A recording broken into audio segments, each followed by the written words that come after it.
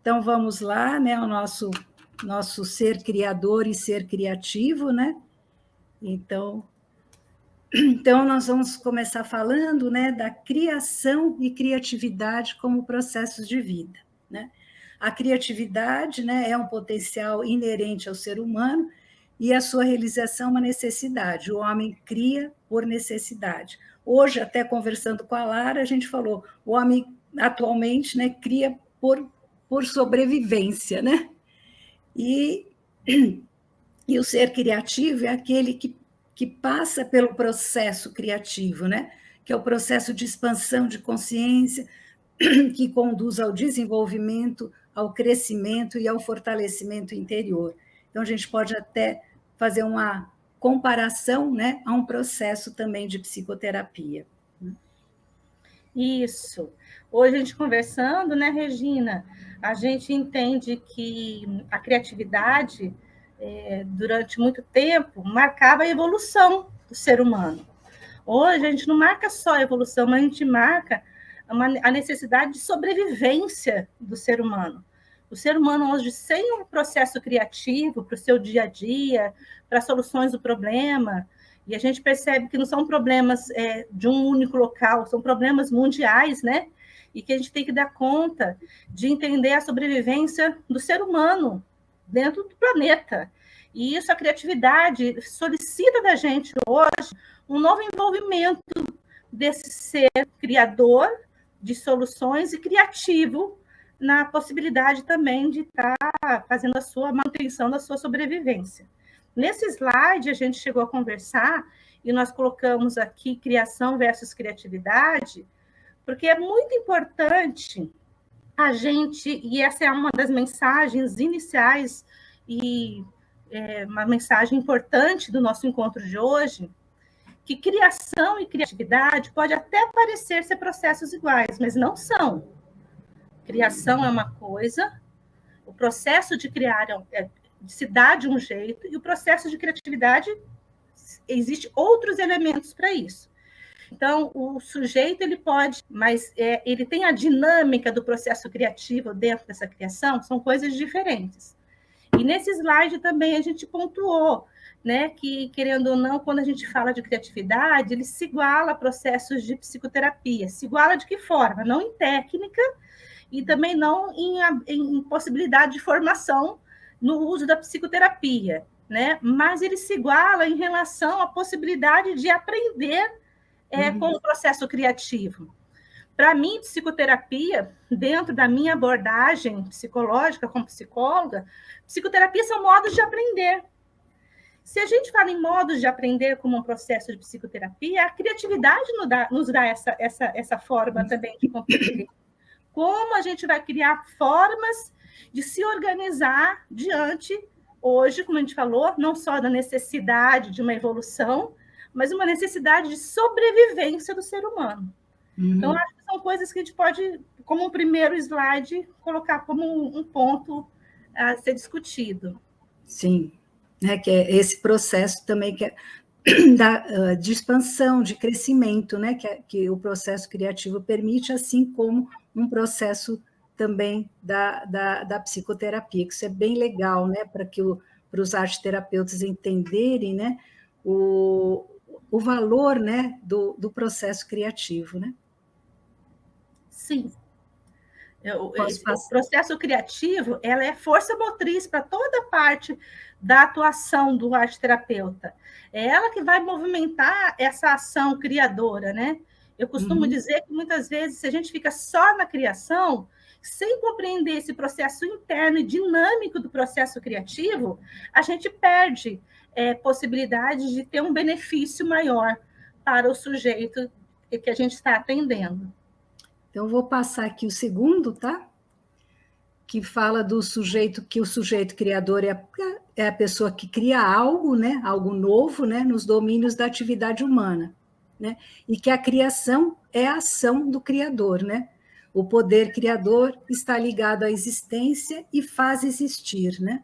Então, essa imagem aqui do mundo, né? É aquele que cria, né, o seu mundo interno e cria seu mundo externo, né? e que a criatividade, né, ela supõe, né, um impulso anterior à criação propriamente dita, né? Ela vem de uma ação mental, né, que é esse impulso, né, que vai trazer vai conduzir à formação do produto, né?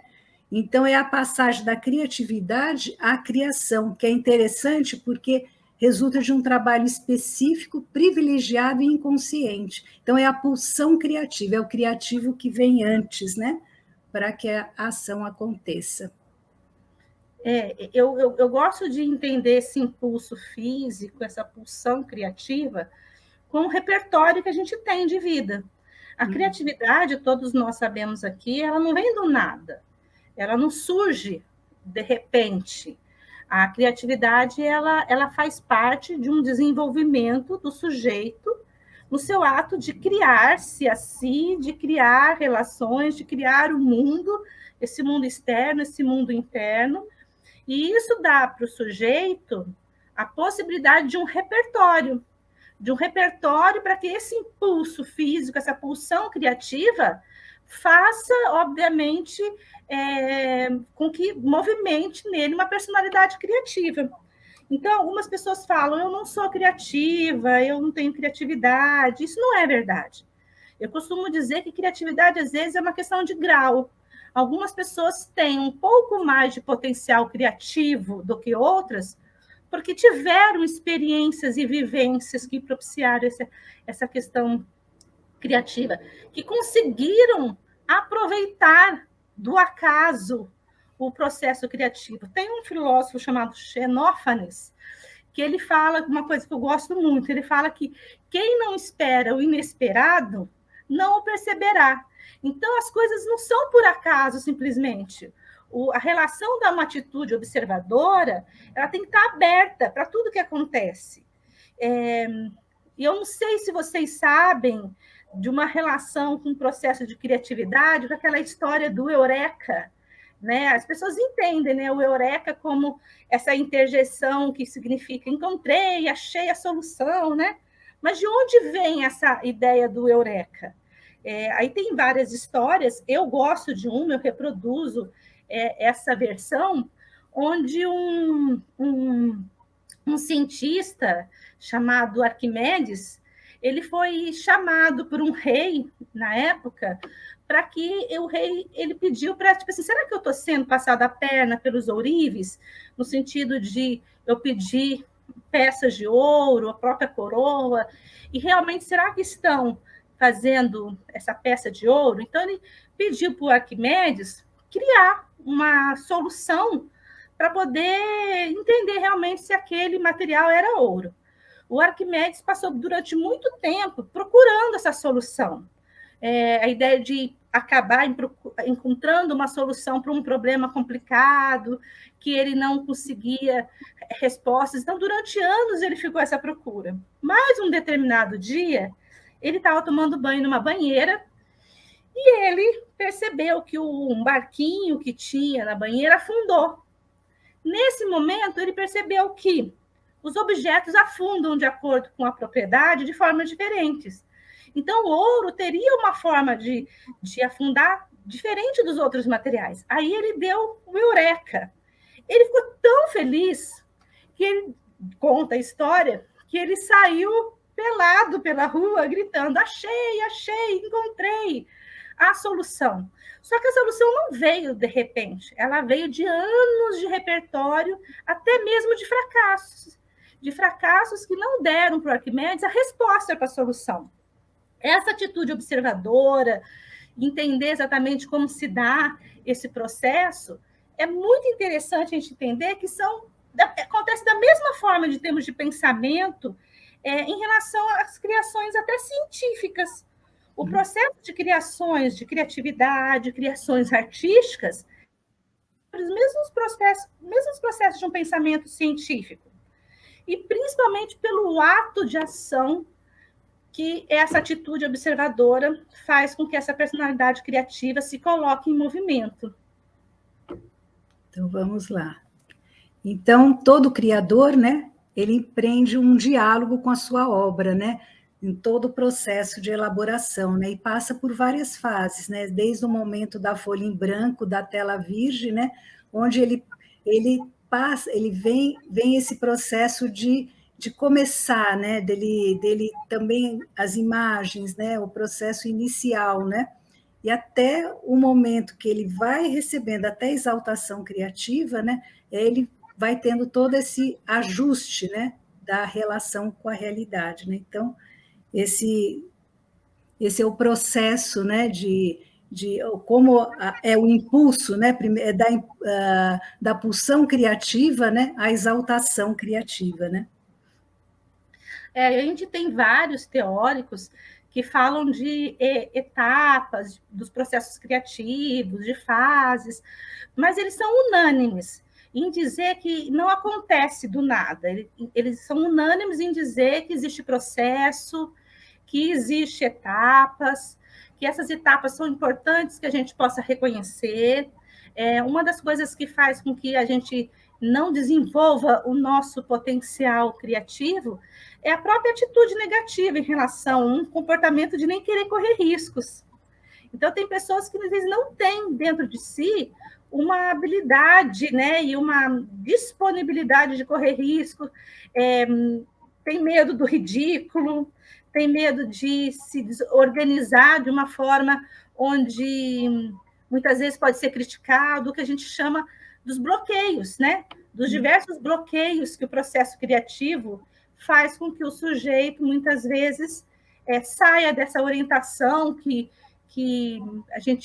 o ser humano tem, que é uma orientação para a estabilidade, que tem uma dificuldade de mudanças e prefere uma tradição. Então, a gente tem que entender que, às vezes, uma atitude frente ao bloqueio de um processo criativo faz com que a gente realmente não empreenda esse diálogo com a nossa obra, não empreenda esse processo de elaboração, sabe? E entender que não é uma luz que se acende. Se você for no Google e digitar criatividade, você vai ver que a imagem é uma lâmpada que se acende.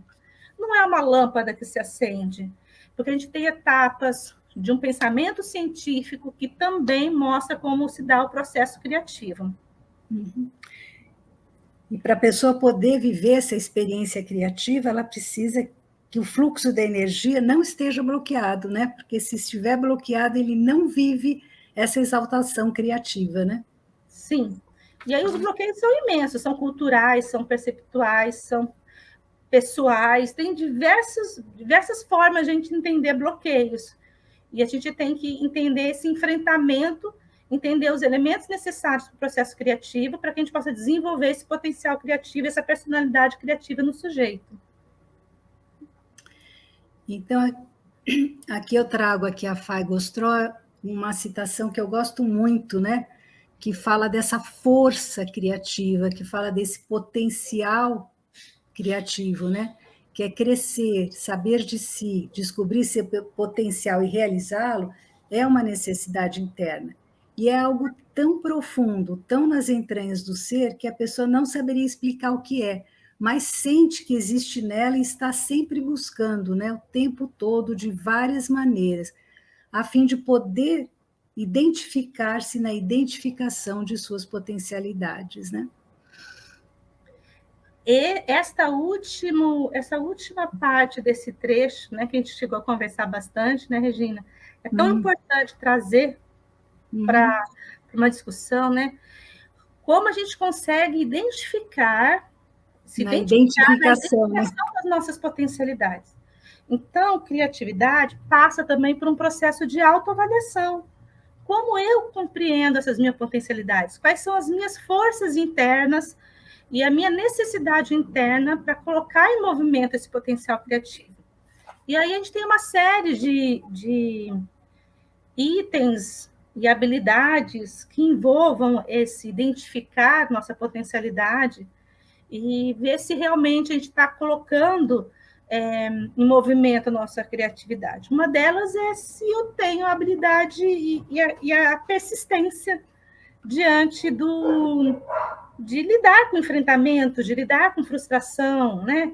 para a resolução de problemas. Muitas vezes as pessoas desistem do problema porque não tem persistência enquanto uma habilidade socioemocional, né, para resolver esses conflitos.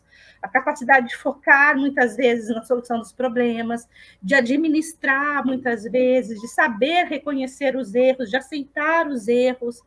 A gente vê na teoria científica que muitos teóricos e suas teorias que fizeram com que o ser humano, hoje em dia, na educação, na psicologia, na medicina, eles conseguiram a partir de erros.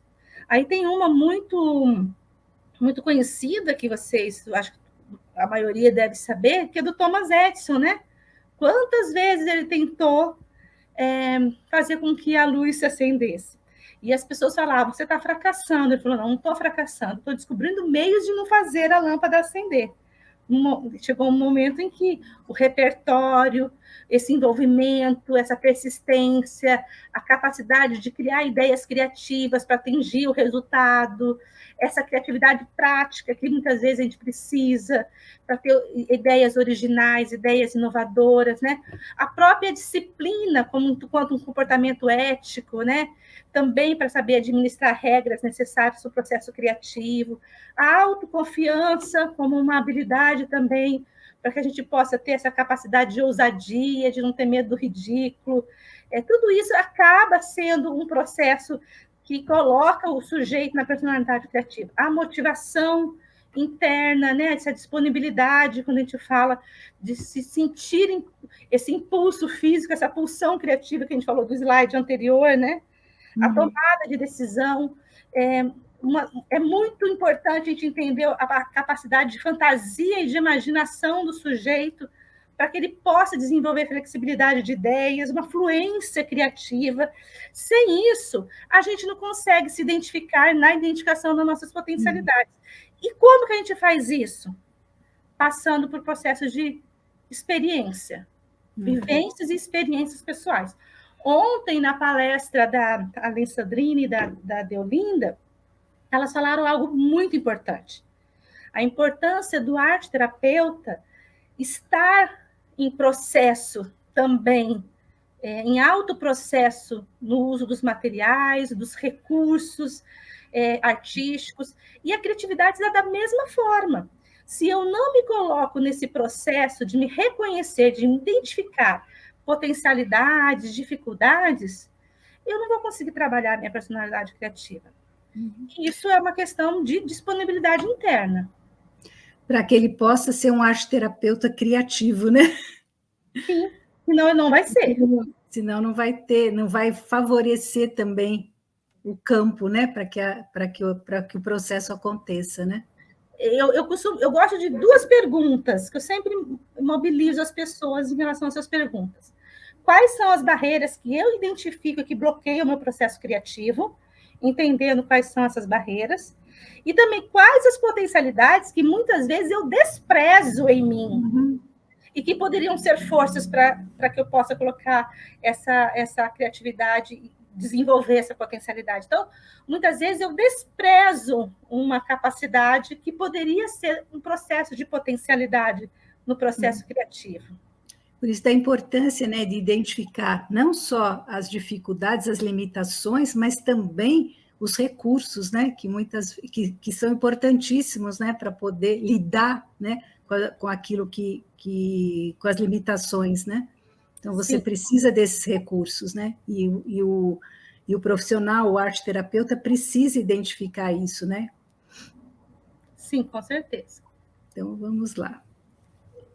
Então, aqui nós vamos falar dos processos intuitivos, né? Que eles também se identificam com a forma, né? Porque criar é formar, né? É dar forma, né, a algo novo. Então, o processo criativo, né? Os processos criativos são processos formativos, né?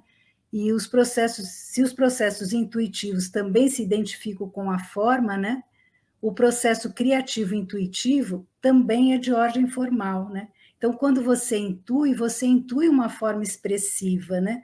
Pois não está se definindo um fenômeno por meio de noções intelectuais, mas sim você está intuindo e alcançando um novo modo de ser essencial do fenômeno, né? Então, a forma, ela capta esse esse essencial, esse exclusivo do fenômeno.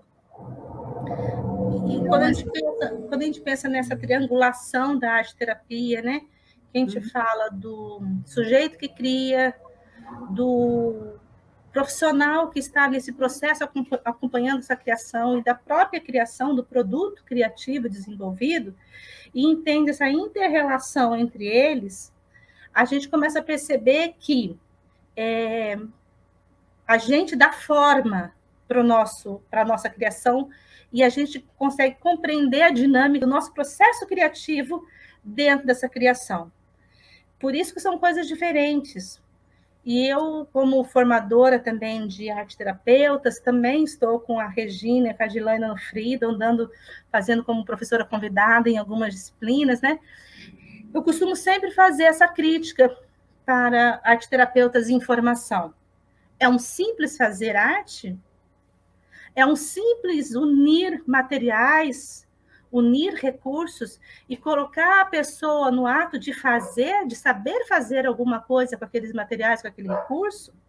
A gente tem que entender que isso tem que ir além. Esse processo formativo vai além do saber fazer, mas de um saber fazer criativo, que possa movimentar essa dinâmica da criação. Porque senão a gente pode ficar, muitas vezes, como um processo só de catarse, um processo simplesmente de uma autoestima, ou de um processo que me causa um bem-estar que é momentâneo. Mas quando eu compreendo a dinâmica desse elemento criativo que me fez repensar e entender como eu coloco esse saber fazer, esse produto, a partir do seu movimento interno, aí eu tenho um benefício muito maior, que, como a gente colocou lá no começo, como é um modo de aprender a se relacionar, pode até se equiparar a um processo benéfico como a psicoterapia, mesmo não sendo a técnica da psicoterapia, mas a gente atinge muitas vezes o mesmo objetivo. Então, aqui, mais uma vez, trazendo a Fay Gostrover, né? Então, ela diz que o artista, quando ele cria, ele não precisa teorizar a respeito de suas vivências, não precisa traduzir os pensamentos e as emoções em palavras, ele precisa mesmo viver a experiência e incorporar essa experiência no seu ser sensível e conhecer a experiência por dentro. Daí sim, espontaneamente, lhe virá a capacidade de chegar a uma síntese dos sentimentos, naquilo que a experiência contém de mais pessoal e universal, e transpor essa síntese para uma síntese de linguagem, quando ele adequa as formas ao conteúdo. Eu acho que aqui está falando do processo, né? Criativo, né? Tem muito a ver também com o que foi dito ontem na palestra, né, da Deolinda e da Alessandrine, quando elas falam da metodologia, né, da oficina, né, de cada ponto, né, de experiência, de elaborar, de transpor, e aí você tem um conteúdo, né, uma forma e o conteúdo que se encaixam, né? Não é um processo só somativo, que soma o conteúdo, mas é um processo formativo. E esse processo formativo, ele vem a dar experiência, é desse ser sensível.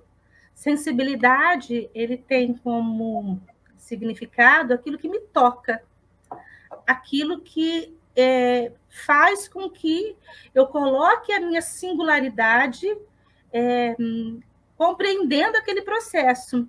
Então, assim, transpor exatamente essa síntese do que simplesmente a gente soma como um processo de conhecimento, de conteúdo, para um processo de formação via experiência, esse ser sensível e emoção, é o que é o objetivo da arte-terapia, né?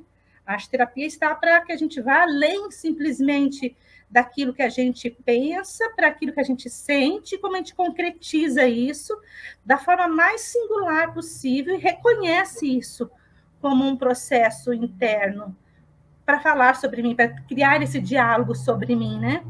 Então, como essa frase da Faiga fala, né? Ao criar, o artista não precisa teorizar. Não existe a questão de teorizar a arte, né? A gente tem que fazer a arte se desenvolver enquanto um processo sensível, aquilo que me traz um significado e um sentido para aquilo que eu fiz.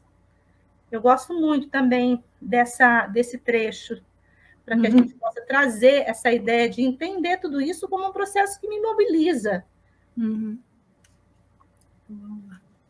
Então, nós vamos agora então falar um pouquinho dessa vivência criativa, né, no fazer arte, no fazer artístico, né? Então, a capacidade criadora, que é um processo de viver e também de organizar as experiências vividas por meio, né, dos processos de subjetivação, que até nós conversamos bastante, né, sobre isso, né, porque se você viver a experiência e não entrar nesse processo de subjetivação, você não acessa, né, o seu ser criativo, né? Então, a vivência criativa, ela resgata, né, a emoção no encontro da pessoa consigo mesma e vai atualizando esse processo, esse potencial nos níveis, né, intrapessoal com você mesmo, com o outro, com a natureza e com o espiritual, né? E todos esses processos, né, que são toda essa vivência, né, de todos esses processos, mobiliza uma energia, né? E essa energia que é mobilizada, essa pulsão, ela vem do perceber, que passa pelo sentir, que integra no pensar e age, né, no criar, né? Que até também ontem, né, a Cristina falou, né, a Alessandrine falou desse sentir integrando ao pensar, né? Desse exercitar o pensar a partir do sentir, né? Eu trabalho com a teoria da subjetividade, né, numa perspectiva cultural e histórica, né, vigotskiana, e a gente diz que a experiência por si só, ela provoca processos de subjetivação, mas às vezes a experiência o sujeito não subjetiva essa experiência. Então, a criatividade, ela ajuda esse processo de eu me subjetivar aquela experiência, né? Então, são processos de vida, como você colocou aqui embaixo, né? É a energia que vai mobilizar esse processo de subjetivação. A criatividade, assim como as nossas relações, elas não são naturais. Elas precisam de energia. Nem mesmo a mãe que acabou de ter um filho tem uma relação natural com esse filho. Ele precisa de muita energia de ambos para poder se relacionar. Quando a gente pensa nos processos de vida como aquilo que eu percebo, mas o que eu faço com aquilo que eu percebo, né? Eu percebo a primeira coisa, a primeira via mais rápida é o sentimento. Eu percebi e senti. No momento que eu senti, eu penso o que eu senti, para que depois eu possa integrar esse pensamento e esse sentimento no agir e no criar. Então, muitas vezes, como a pessoa faz um movimento dessas etapas, diz muito sobre ela. Tem pessoas que percebem, sente, já quer ir para a ação, já quer para o processo de criação. Muitas vezes ele pode ser mais reativo do que assertivo.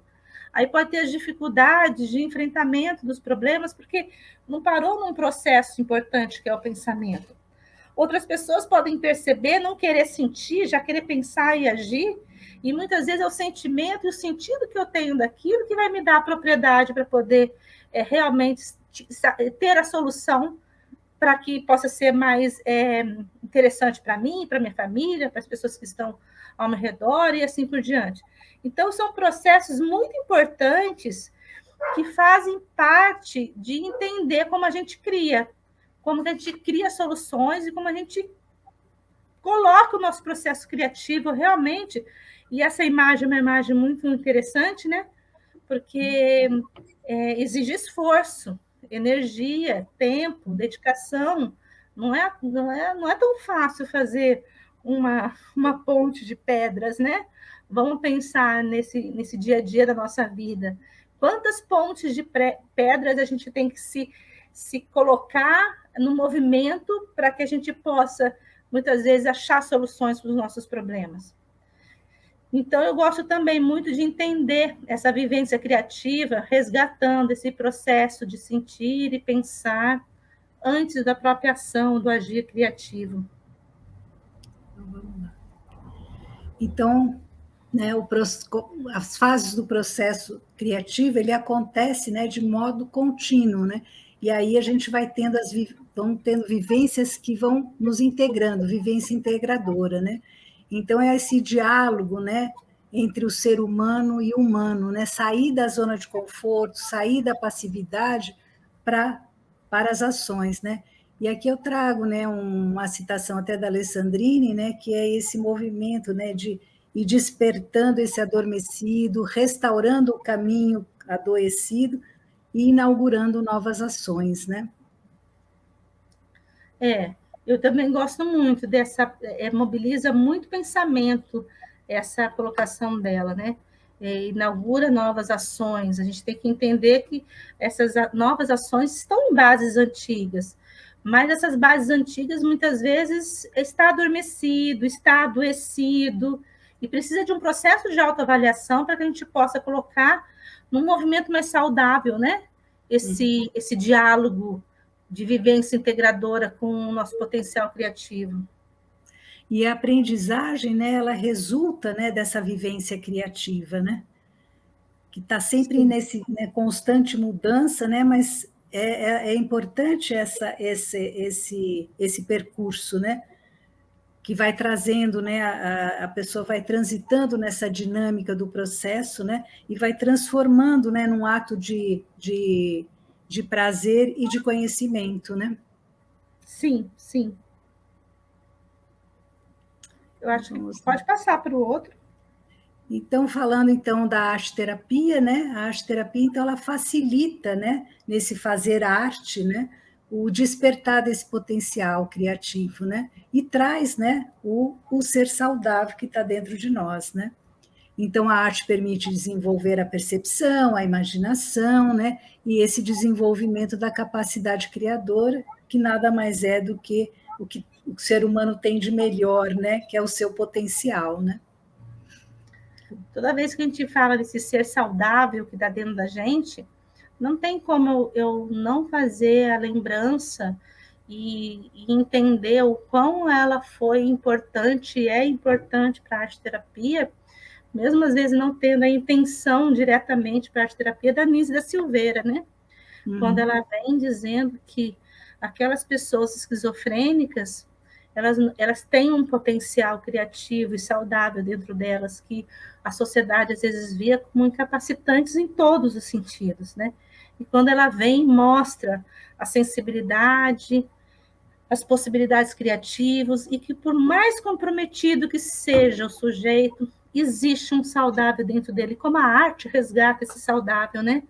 Eu acho que isso é muito esclarecedor para a gente entender processos da arte-terapia, entendendo os sujeitos com todas as suas características, dificuldades, transtornos ou não. Vamos lá. Então, quando a gente trabalha, né, nessa recuperação do ser sensível, que na verdade é a recuperação dessa nossa sensibilidade, a gente precisa ter essa disponibilidade interna, essa condição, né, interna espiritual que vai permitir, né, o indivíduo ser criativo, né? A capacidade de se engajar naquilo que ele faz, dessa flexibilidade que até a Lara já trouxe, né, em certas contingências da vida, sem perder, né, a integridade e a sua coerência, né? Então, tá ótimo. Eu acho que pode passar para o próximo slide. Eu acho que eu já fiz algumas colocações a respeito disso mesmo. Então, nós aqui acreditamos, né, que os processos criativos, como a gente falou desde o começo, né, nada mais são do que processos de crescimento que envolve todos os recursos afetivos e intelectuais da pessoa, né? Então, o ato do fazer arte, né, compreender, né, esse ato de fazer arte, pode ser o caminho, né, do ser. Não pode ser, não, acho que é o caminho do ser criativo, né? Então, caminhar criativamente em arte-terapia é ter essa possibilidade de concretizar, de dar forma, materialidade àquilo que é desconhecido e reprimido, conflitos, desejo, energia psíquica bloqueada, que precisam ser liberadas, né? E, ao serem liberadas, elas ganham, né, essa concretude, e assim podemos transmutar, transformar e até transcender, né? Quando você falou agora, né, o compreender esse fazer arte, é aí que nos coloca como um diferencial de profissionais que não têm a formação. Profissionais que não têm a formação fazem a arte, promovem um benefício no sujeito de uma forma muito legítima. Mas quando a gente compreende o interno desse fazer arte, entende a linguagem subjetiva dos materiais, entende como esses recursos podem ser favorecedores, como a gente pode mobilizar processos criativos a partir de movimentos que envolvam a metodologia da arte-terapia, é que aí nos coloca num espaço de formação, né? Aí que nos coloca na importância de uma formação em arte-terapia. Muitas pessoas às vezes falam, mas não basta só fazer arte. Não, não basta. Basta também unir o conhecimento necessário para entender essa compreensão desse fazer arte que você acabou de dizer, né? Até porque, às vezes, o fazer arte pode ser extremamente terapêutico, ser gostoso, relaxante, mas o que a arte-terapia fala é o processo, a compreensão daquilo que você produziu, daquilo que você fez, né? Que Sim. pode ser terapêutico, mas não é terapia, né? Sim, sim. Então, a arte-terapia, mais uma vez, né, falando que é o caminho para essa recuperação, né? E que, à medida que você vai entrando nesse lugar, que a gente vai resgatando esse eu sou, esse ser criativo, a gente também vai libertando o ser das amarras desse mundo restrito, né? Então, eu acredito, nós acreditamos, né, nesse caminho de interface, né, mais do que multidisciplinar, o transdisciplinar, que tem como objetivo, né, proporcionar um entendimento do ser humano através de uma visão multidimensional, né, que aí a gente vai trazer uma perspectiva muito mais integrativa, né, de uma saúde que vai, né, que integra, né. E aí a gente fecha aqui, né, falando da arte-terapia é criatividade, né, no meu trabalho, né, eu falo muito que o combustível, né, da arte-terapia é a criatividade, né, acho que a Lara fala muito da criatividade como imunidade psicológica, né, Lara, e como a criatividade é saúde mental, né. Quando a gente fala de criatividade, a gente entende que a criatividade é resolver situações, problemas, nos colocar num movimento, né, de responder sobre nós mesmos, a gente entende que isso a gente cria elementos e características para, diante de um problema que muitas vezes a gente pode nem estar tendo nesse momento, futuramente conseguir resolver. Isso é uma imunidade psicológica. Eu tenho meios e recursos internos próprios para agir diante de uma necessidade. E eu gosto muito de entender a criatividade como sinônimo de saúde mental. E eu gosto sempre de trazer também saúde mental é responsabilidade de quem? Não é responsabilidade só de um psicólogo, de um psiquiatra. A saúde mental é responsabilidade de todos aqueles que promovem um benefício no sujeito, do pai e da mãe com o filho, do marido com a esposa, do gestor com seu colaborador, do professor com seu aluno. E quando a gente entende que dentro de todos esses processos de vida, como a gente começou a falar logo no início, processos de criação e de vida, todos esses processos de vida faz com que a gente esteja num processo criativo de se colocar nesse movimento, isso é saúde mental, e isso nos promove possibilidades de um dia criar essa imunidade essa defesa diante de situações que podem ser que a gente nem esteja preparado, acha que não está preparado no momento, mas de repente a gente encontra os recursos próprios internos já desenvolvidos. Então, eu vou trazer aqui agora, né, um exemplo, né, de um processo criativo, né, porque a gente até pedir para vocês fazerem alguma coisa, mas eu achei que talvez fosse interessante explicar um pouquinho, né, o processo. E aqui todo começo de ano, né, eu costumo fazer uma atividade, né, onde eu peço, né, faço um relaxamento, uma respiração, um centramento, e peço para que cada um possa visualizar, né, o propósito do ano, a intenção, colocar uma intenção para o ano, né, para começar o ano. E aí eu achei interessante esse trabalho, que a pessoa que fez, ela colocou como propósito, né, do ano, trazer cor e movimento para a sua vida. E logo que ela fez fez o trabalho, né, ela usou as cores aqui, usou papel, sulfite e giz e pastel seco. E aí, quando ela viu aqui a imagem, né, ela falou, nossa, eu perguntando o que você sentiu, como foi, né? Ela falou, sinto abundância dentro de mim. E aí eu fiz a sugestão, né, nesse processo bem de elaboração, né, de olhar de vários ângulos, né? Então a gente virou do outro lado, e quando ela virou, ela falou, nossa, eu sinto a expansão dessa abundância. Aí eu falei, então vamos virar, né, do lado direito, né? E aí quando ela virou, ela viu aqui, né, aqui ela viu um animal, um olho aqui, né? E nessa imagem ela teve a sensação de um despertar, como se tivesse algo despertando dentro dela. E por último, quando ela virou do outro lado esquerdo, né, ela percebeu que tudo se integrava, havia uma integração, né, como se aqui tivesse um centro, né, e tudo tivesse integrando, né. Então foi assim, muito forte esse trabalho para ela ficou encantada com o movimento, né. Então eu diria assim, pensando um pouquinho, né, nas oficinas criativas, nesse processo de elaboração, né, como foi falado ontem do salto, né, que a Cristina trouxe vários exemplos, né, é como se ela tivesse tido um salto quântico nesse olhar de vários ângulos, nessa percepção. E aí depois disso, ela fez uma transposição, eu acho que ela deu um outro salto, né, quando ela escreveu, e o texto que ela escreveu, né, está aqui, né, é como se a intenção tomasse forma e tivesse uma rotação própria.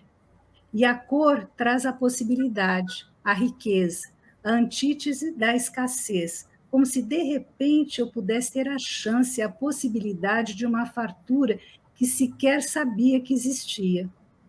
Uma abundância dentro de mim. Estou vivendo essa fartura. Simples assim. Então, é um exercício